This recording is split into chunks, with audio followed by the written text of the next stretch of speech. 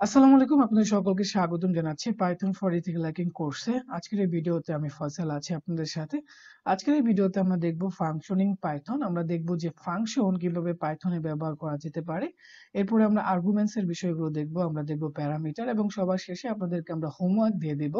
তো আমরা Python for ethical hacking কোর্সের ইতিমধ্যেই আমাদের এই লিস্ট পর্যন্ত আপনাদেরকে ভিডিও দিয়েছি এবং আমরা দেখিয়েছি যে ডাটা স্ট্রাকচারে কিভাবে লিস্ট, তারপরে টাপল, তারপর সেট কিভাবে কাজ করে এবং আমরা আমাদের অন্যান্য টপিক যেগুলো আমাদের সিলেবাস অনুসারে সেগুলো কিন্তু আপনাদেরকে দেখিয়েছি। আপনারা আমাদের ইউটিউব চ্যানেল থেকে সেই বিষয়গুলো দেখে নিতে পারেন। আজকের এই ভিডিও ডিসক্রিপশনে আমাদের প্লেলিস্টের লিংক দেওয়া থাকবে, ওখান থেকে আপনারা এই বিষয়গুলো দেখে নেবেন। আজকে আমরা ফাংশন নিয়ে আলোচনা করব। তো আমরা প্রথমেই দেখব আসলে ফাংশন বিষয়টা কি। তো ফাংশন মূলত একটা ব্লক অফ কোড, যেটা তখনই কাজ করবে যখন সেটাকে রান করা হবে, অর্থাৎ যেটাকে তখন কল করা হবে আর কি। তো এখানে বলা আছে function is a block of code which only runs when it is called, অর্থাৎ ফাংশন মূলত ব্লক অফ কোড। আমরা অনেকগুলো কোডকে ব্লক আকারে রেখে দিচ্ছি, এভাবে ব্লক আকারে রেখে দিচ্ছি। যখন আমরা এটাকে কল করছি তখনই কিন্তু এটা রান হবে, আমরা কল না করলে এটা রান হবে না। এজন্য ফাংশনে মূলত দুইটা বিষয় থাকে, আপনারা ডেফিনেশন থেকে বুঝতে পারছেন, যেটা ব্লক অফ কোড এবং এটাকে রান করতে হলে আমাদেরকে কি করতে হবে, কল করতে হবে। এই জন্য ফাংশনের দুইটা কাজ থাকে অথবা দুইটা অংশ থাকে, একটা ব্লক অফ কোড, আরেকটা রান করার জন্য আমাদেরকে এটা কল করতে হয়। যখন আমরা ব্লক অফ কোড লিখি তখন আমাদেরকে ফাংশনটাকে ডিফাইন করতে হয়, আর যখন আমরা ফাংশনটাকে কল করতে চাই তখন ওই ফাংশনের নেম দিয়ে আমাদেরকে ফাংশনটা কল করতে হয়। এগুলো আমরা কিভাবে করব এই বিষয়টা আমরা একটু প্র্যাকটিক্যালি দেখব। তো আমরা এখন বুঝলাম যে ফাংশন বিষয়টা কি। ফাংশন সহজ করে আমরা যদি বুঝি তাহলে যে এটা একটা ব্লক অফ কোড, যেখানে আমরা অনেকগুলো ডাটা ডিক্লেয়ার করে থাকি। সাধারণত যে ডাটাগুলো আমাদের বারবার ইউজ করা লাগে, সেক্ষেত্রে আমরা ফাংশনটা ব্যবহার করি, যেন আমরা একই ডাটা বারবার ইউজ করতে পারি এবং এটা যেন আমাদের বারবার কোড না লেখার আগে এবং আমাদের পরিশ্রম যেন না হয়, সেই জন্য কিন্তু আমরা ফাংশন গুলো ব্যবহার করে থাকি। তো ফাংশনের আমরা সিনট্যাক্স দেখি যে আসলে ফাংশনের সিনট্যাক্স কি। তো ফাংশন লেখার জন্য আমাদেরকে প্রথমে দিতে হবে ডেফ, এরপরে দিতে হবে ফাংশনের নেম, এখানে ফাংশনের নেম হবে, এরপরে অবশ্যই প্যারেনথেসিস। আমরা কিন্তু আগেই বলেছি ফাংশন মানে প্যারেনথেসিস অর্থাৎ ফার্স্ট ব্রেকেট, সেটা দিতে হবে। আর পাইথনের মধ্যে একটা লাইন শেষ করলে তারপর আমাদেরকে দিতে হয় ক্লোন। এরপর আপনাকে যে কাজটা করতে হবে, অবশ্যই ট্যাব থাকবে, এখানে কিন্তু ট্যাব দিতে হবে, তা না হলে কিন্তু ভুল হবে। কারণ এখানে আপনাকে পাইথনের যে রুল ইনডেন্টেশন সেটা কিন্তু ফলো করতে হবে। এরপরে এখানে আপনারা যা লিখতে চান, অর্থাৎ ব্লক অফ কোড যেহেতু, সেই বিষয়গুলো কিন্তু আপনাকে এখানে লিখতে হবে। এরপরে সবার শেষে ফাংশনের যে নেম থাকবে সেই নেম দিয়ে কল করতে হবে, সেম বরাবর কিন্তু হতে হবে। আচ্ছা, আমরা একটা এক্সাম্পল দিই তাহলে বুঝতে পারবেন। তো এখানে একটা মানে ফাংশন কিভাবে কল করে এবং কিভাবে ফাংশন ডিক্লেয়ার করতে হয় তার একটা এক্সাম্পল দেওয়া আছে। ডেফ, এই ডেফ মানে ডিএফ মানে ডিফাইন, আপনি মানে এটাকে ডিফাইন করেন, তারপরে এফ মানে হলো ফাংশন, মানে ডিফাইন ফাংশন। এরপরে এখানে এটা নেম, যে আমরা বলেছিলাম নেম। এখন নেম কিন্তু আপনি যে কিছু নাম দিতেই পারেন এখানে, কিন্তু এর মধ্যে এই ডেফ কিন্তু ডিএফ, এটা কিন্তু পাইথনের কিওয়ার্ড, যেটা আপনাকে দিতেই হবে। এটা আপনি নিজের মতো করে লিখতে পারবেন না, কিন্তু এটা যেটা ফাংশনের নেম হবে, এটা আপনি আপনার কোড অনুসারে অর্থবোধক আপনি নাম লিখতে পারেন এখানে। এরপরে প্যারেনথেসিস, এরপরে সেমিকোলন, সরি কোলন। ক্লোন দেওয়ার পরে এখানে আপনি যা লিখবেন সেটা, তারপরে ফাংশনটাকে কল করতে হবে, ঠিক আছে। এটা ছিল মোটামুটি ফাংশনের সিনট্যাক্সের ব্যবহার। এখন এই বিষয়গুলো আমরা প্র্যাকটিক্যালি দেখব। এর জন্য আমরা চলে যাব আমাদের W3 স্কুলে। তো এখান থেকে আমরা ফাংশনের বিষয়টা আগে দেখে এরপরে আমরা কোড করব ইনশাআল্লাহ। আচ্ছা, কারণ আমাদের থিওরিটা আগে জানলে তারপর আমাদের কোড করলে আমাদের জন্য সুবিধা হবে। আমরা ফাংশন এখানে ক্লিক করলাম। তো এখানে বলা আছে যে ফাংশন কি। A function is a block of code which only runs when it is called. আমরা ইতিমধ্যে এটা জানি। ফাংশনে ডাটা আমরা রাখতে পারি, আর ডাটা রাখাকে বলা হয় প্যারামিটার। অবশ্য ডাটা রাখাকে বলা হবে আর্গুমেন্ট, আর ডাটা ডিক্লেয়ার করাকে বলা হবে প্যারামিটার। আর এটা একটা আমরা ফাংশনে রাখতে পারি, এই বিষয়গুলো আমরা দেখব। এখন ফাংশন আমরা আগে বলেছিলাম যে ফাংশনে মূলত দুইটা বিষয় থাকে, একটা হলো ফাংশন ডিক্লেয়ার করা, অর্থাৎ ফাংশনের ব্লক গুলো কি থাকবে সেগুলো করা, একটা ফাংশনকে কল করা। তো আমাদের ফাংশনটাকে ডিক্লেয়ার করার জন্য ফাংশনকে ক্রিয়েট করতে হয়, এর জন্য এখানে কি কিওয়ার্ড ব্যবহার করতে হয় ডেফ, যেটা আমরা পরিবর্তন করতে পারবো না। যেমন এখানে এক্সাম্পল বলা আছে ডেফ মাই ফাংশন। এরপরে এখানে আমরা যা লিখতে চাচ্ছি এটা আমরা যখন আমরা ডিক্লেয়ার করব না, আর যখন আমরা ডিক্লেয়ার করবো, অর্থাৎ যখন ফাংশন আমরা ক্রিয়েট করব তখন। আর ক্রিয়েট করার পরে কিন্তু ফাংশন কাজ করবে না, ফাংশন কাজ করতে হলে আমাকে কল করতে হবে।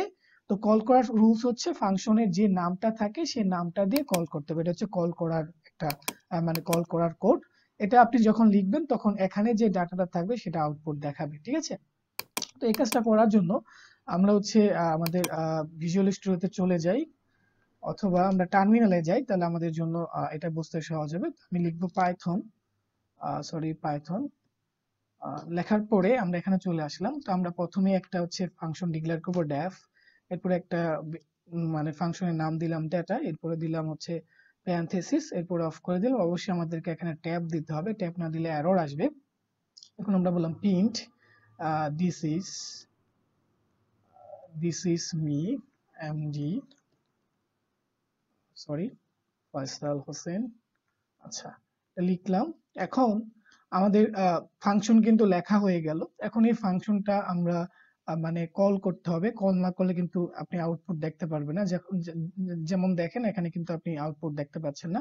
এখন আউটপুট দেখার জন্য কিন্তু আপনি এইভাবে কল করতে পারবেন না। আপনি যদি এইভাবে লিখেন, এইভাবে কিন্তু কল করতে পারবেন না, কারণ হচ্ছে এটা এরর হবে। এটা দিয়ে হচ্ছে আপনি ফাংশনের অ্যাড্রেস দেখতে পারবেন, যেটা আমরা সি প্রোগ্রামিং এ পয়েন্টার বলি।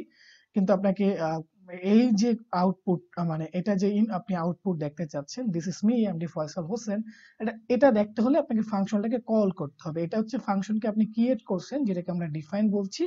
এখন আপনাকে ফাংশনকে কল করতে হবে। কল করার জন্য আপনাকে শুধু ফাংশনের নেম যেটা আপনি এখানে দিয়েছেন, এরপরে হচ্ছে ফাংশনের মানে যদি প্যারামিটার এখানে যদি আপনি প্যারামিটার দেন তাহলে হচ্ছে মানে প্যারামিটার ভ্যালু দিতে হবে, আর না দিলে আপনাকে এইভাবে কল করতে হবে। তখন হচ্ছে এখানে ব্লকে যে ডাটাগুলো দিয়েছেন সেটা কিন্তু আপনার আউটপুট দেখা যাবে। এখন আপনি এখানে দেখতে পাচ্ছেন this is me MD Faisal Hossain.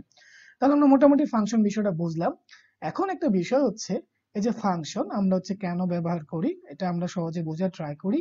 এই যে আমরা এতটুকু ফাংশন লিখলাম, আমরা সংজ্ঞা থেকেই জানি যে এটা হচ্ছে একটা ব্লক অফ কোড, এবং এটাকে আমরা তখনই মানে আউটপুট দেখতে পারবো যখন আমরা এটাকে কল করব।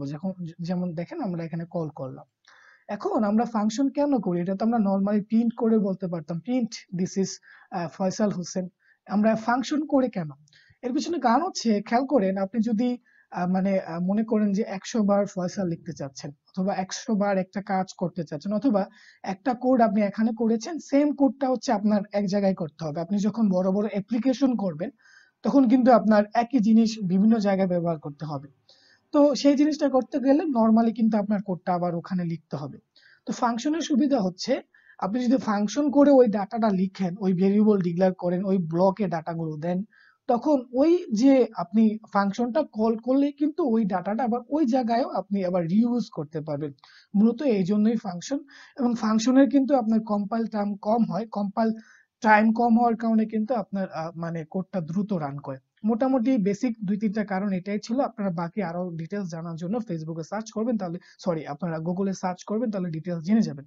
তাহলে আমরা মোটামুটি বুঝলাম যে ফাংশন কিভাবে কাজ করে।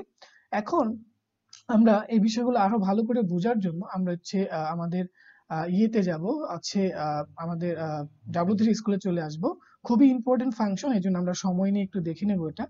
তো এর মধ্যে একটা বিষয় হচ্ছে আর্গুমেন্টস। ফাংশনে আমরা আর্গুমেন্ট রাখতে পারি। আর্গুমেন্ট মানে হচ্ছে এই যে প্যারেনথেসিসের ভিতরে আমরা যে ভেরিয়েবল গুলো রাখবো এটাকে বলা হয় আপনার আর্গুমেন্টস। তো এখানে আর্গুমেন্টস বলা হচ্ছে, আবার এখানে একটা জিনিস খেয়াল করে, আর্গুমেন্টস একটা বিষয় হচ্ছে প্যারামিটার। তো parameter is the variable listed inside the parenthesis in the function definition. Function define করার সময় আমরা যখন যে ভেরিয়েবল গুলো দেই এদেরকে বলা হয় প্যারামিটার। আর ফাংশনের ভ্যালু দেওয়ার জন্য, প্যারামিটারের ভ্যালু দেওয়ার জন্য আমরা যে কাজটা করি সেটাকে বলা হয় আর্গুমেন্টস। কিন্তু এখানে আবার ভুল করছে ওরা, যে এখানে বলছে যে আর্গুমেন্টস হচ্ছে এটা। তো এই মিস্টেক গুলো আমরা ডিফাইন করে দিচ্ছি, এজন্য হচ্ছে আমরা ভিজুয়াল স্টুডিওতে চলে যাচ্ছি, তাহলে আমাদের জন্য সহজ হবে। তো আমরা এখানে একটা কোড লিখবো, আমরা দিলাম ডেভ, এরপরে আমরা একটা ফাংশনের নাম দিব ডেটা, এরপরে এখানে হচ্ছে আমরা এখানে যা দিব এটাকে বলা হয় প্যারামিটার, প্যারামিটার, ঠিক আছে? এখন এই প্যারামিটার হচ্ছে নরমালি আমরা যে ভেরিয়েবল গুলো বিভিন্ন জায়গায় ডিক্লেয়ার করি সেটাই। তো আমরা মনে করেন যে দুইটা সংখ্যা যোগ করতে চাচ্ছি, তাহলে আমরা নরমালি পাইথন দিয়ে যদি দুইটা সংখ্যা যোগ করি তাহলে আমরা কি লিখি, যে a সমান একটা ভ্যালু নিলাম মনে করেন 10, তারপর হচ্ছে b সমান আরেকটা ভ্যালু নিলাম, b সমান একটা ভ্যালু নিলাম মনে করেন 20, এরপর আমরা বললাম আরেকটা ভেরিয়েবল নিলাম সাম যোগ a প্লাস b। এখন যদি আমি এটাকে প্রিন্ট করি তাহলে সাম আমরা কিন্তু আউটপুট দেখতে পাবো। এখন সেম কাজটা যদি আমরা পাইথনের মানে ফাংশন দিয়ে করি তাহলে এটা কিভাবে করতে হবে, এখানে 30 চলে আসলো, সেম কাজটা আমরা হচ্ছে দিয়ে করব। তো আমরা যদি এটা মানে ফাংশন দিয়ে করতে চাই তাহলে কিভাবে করব, কেন ফাংশন দিয়ে করব, কারণ এই জিনিসটা দেখেন আমাদের যদি বারবার কাজ করা লাগে তখন যেন আমরা করতে পারি। তো এই জন্য আমরা দিব def ফাংশনের জন্য। এরপরে নাম দিলাম হচ্ছে মনে করেন ডাটা। এরপরে এই যে দুইটা ভেরিয়েবল যে দুটাকে আপনি যোগ করছেন সেটাকে আপনার প্যারামিটার হিসেবে দিতে হবে। তো আমরা হচ্ছে এখানে দিলাম a, তারপরে হচ্ছে b। তাহলে আমরা বুঝলাম আসলে প্যারামিটার কিন্তু কি, যেটা হচ্ছে মূলত আমরা যে ভেরিয়েবল গুলোকে কাজ করতে চাচ্ছি।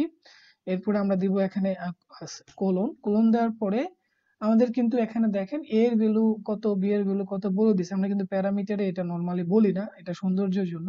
তো এই ভ্যালুগুলো আমরা বাইরে বলে দিতে পারি যে এটা কত, তবে না বলাই বেটার, কারণ আমাদের কিন্তু ফাংশনে আবার ডাটা কি করতে হয়, কল করতে হয়। তো আমরা এখানে কি করব যে এই যে সাম, এই যে যোগ করা, এটা কিন্তু আমাদের এখানে বলতে হবে, ঠিক আছে। আচ্ছা, বললাম। এরপরে আমরা এটাকে প্রিন্ট করব, প্রিন্ট অবশ্যই এর ভিতরে থাকতে হবে। বললাম যে এখানে নরমালি আমরা সামই লিখি, আমরা একটু পরে এটা চেঞ্জ করতে পারবো। এখন এটাকে যদি আমরা রান করি, আমরা এখানে এটাকে রান করার আগে আমরা বলে দিই এখানে যে এটা হচ্ছে print this is function value, function output, sorry function বানাম ভুল হয়েছে, ফাংশন আউটপুট।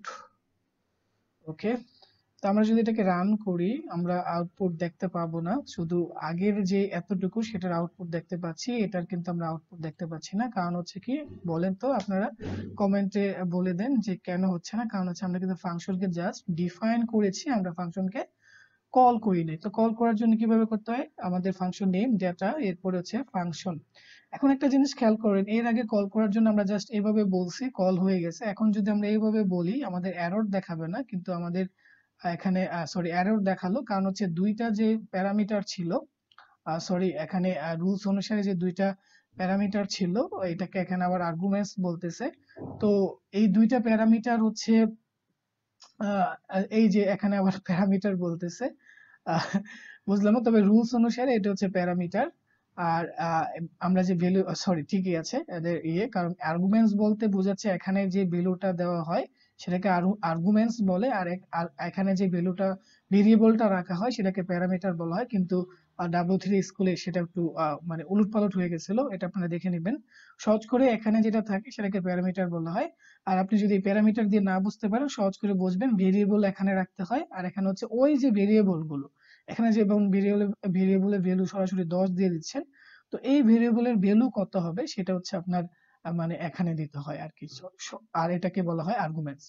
এখন এই যে আপনি ভেরিয়েবল ডিক্লেয়ার করলেন, এটার ভ্যালু কিন্তু কত বলেন নাই, এর জন্য হচ্ছে মিসিং দেখাচ্ছে, বলতেছে আর্গুমেন্টস এর কোনো ভ্যালু দেওয়া নাই। তো এই জন্য আমাকে এখানে দিতে হবে, মনে করেন আমরা মানে 30 চাচ্ছি, অ্যান্সার দিব হচ্ছে 20। এখানে যেভাবে আছে এইভাবেই জাস্ট হচ্ছে ভ্যালু গুলো বসিয়ে দিবেন। এখন যদি আপনি রান করেন দেখবেন যে 30, তারপর হচ্ছে this is the output of function, তারপর এটা আমরা দেখতে পাচ্ছি 30। তো এই ছিল মোটামুটি ফাংশনের বিষয়, আশা করি বুঝতে পেরেছেন দুইটা ভ্যালু কিভাবে আপনার হচ্ছে মানে ফাংশন দিয়ে যোগ করতে হয় সেটা, তারপরে ফাংশন মূলত কিভাবে কাজ করে। তো এই পার্টটাকে বলা হয়েছে আপনার মানে ফাংশনের ডিক্লারেশন। এই পুরোটা হচ্ছে ফাংশনের ডিক্লারেশন, ফাংশন ক্রিয়েট করা, আর এটাকে বলা হয় ফাংশন কল করা। এর মধ্যে এটা হচ্ছে আপনার প্যারামিটার, যেটা হচ্ছে ভেরিয়েবল সহজ করে, আর এটা হচ্ছে ফাংশনের আর্গুমেন্টস। ওকে, আপনারা যারা পড়াশোনা করেন দেখবেন স্যাররা হচ্ছে এই বিষয়গুলো কোশ্চেন করবে যে what is arguments and what is parameter, আর what is the difference between arguments and parameters. Okay, তো এই ছিল মোটামুটি প্যারামিটার, আর্গুমেন্ট আর ফাংশনের বিষয়। এখন আপনাদেরকে বাড়ির কাজ দিব। বাড়ির কাজ হচ্ছে আপনারা ফাংশন ব্যবহার করে যে কাজটা করবেন, যে যোগ বিয়োগ গুণ ভাগ, এই কাজগুলো করবেন, এবং করে আমাদের টেলিগ্রাম গ্রুপে এই আপনার কোডটা হচ্ছে স্ক্রিনশট দিয়ে দিবেন। আর ভিডিও ডিসক্রিপশনে আমাদের টেলিগ্রামের লিংক আছে, অথবা আপনারা হচ্ছে আমাদের ইউটিউব চ্যানেলের মেইন হোম পেজ থেকে আমাদের টেলিগ্রাম গ্রুপের মানে লিংক পেয়ে যাবেন। আরেকটা কাজ থাকবে হচ্ছে আপনারা ফাংশনের সাথে আপনারা লুপের ব্যবহার করে অর্থাৎ ফাংশনের সাথে আপনারা লুপের ব্যবহার করে যে কাজটা করবেন যে মানে কোন একটা সংখ্যা জোড় কিনা বেজোড় কিনা সেটা খুঁজে বের করবেন। ওকে, তো আজকের ভিডিওতে এই পর্যন্ত। সবাই ভালো থাকবেন, সুস্থ থাকবেন। আসসালামু আলাইকুম।